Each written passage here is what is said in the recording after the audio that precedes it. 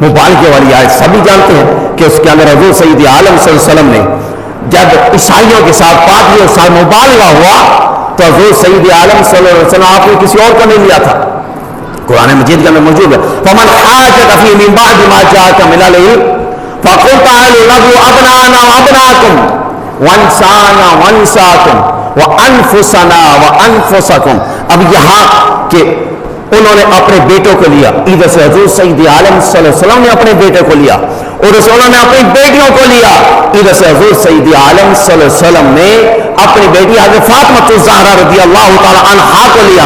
اب یہاں قابل نقطہ کی بات ہے, توجہ والی بات ہے. یہاں فرمایا وانفسنا وانفسکم کہ انہوں نے اپنی جانوں کو لیا, ادھر سے حضور سید عالم صلی اللہ علیہ وسلم نے اپنی جان کو لیا.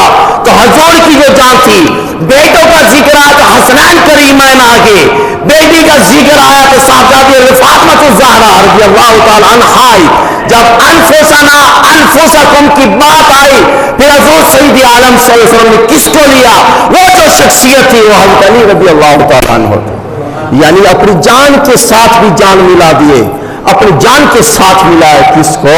حضرت علی رضی اللہ تعالی عنہ.